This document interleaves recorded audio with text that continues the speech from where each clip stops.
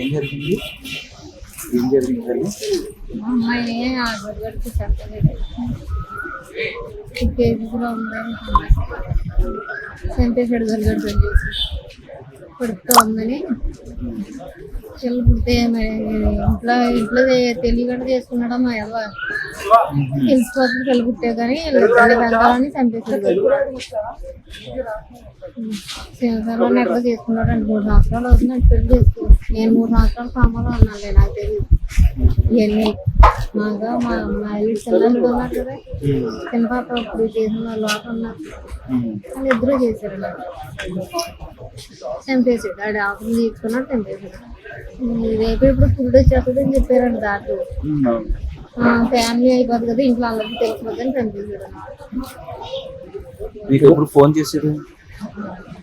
నాకు వీడు ఫోన్ చేయలేదండి. మా అమ్మాయి అయితే రాత్రి ఫోన్ చేసింది, నువ్వు వచ్చేవాడికి నా దగ్గర ఉంది కానీ డాక్టర్ కూడా జాయిన్ అయిపోయిందన్నారు, నేను చెప్తాను అమ్మమ్మ ఎవరో కొత్త తీసుకొచ్చేస్తారు, అమ్మ మొత్తం అని చెప్పింది.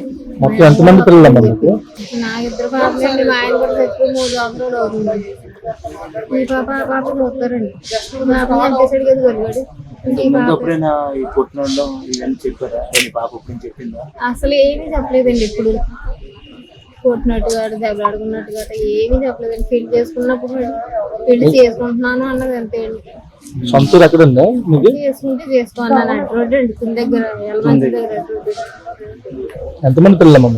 2 పాపలు అండి. ఇప్పుడు పాప అట్లా ఉంది కదండి, నా పాపని ఇప్పుడు చచ్చిపోయిన పాప దగ్గరండి. మా చెల్లి గారి పిల్లలు మెచ్చుకుంటే ఆ పిల్లడేమో తెచ్చిపోవడానికి అటు జనబా తీసుకు అటు యానంలో ఆటో గుద్దేసి లారీ గుద్దేసి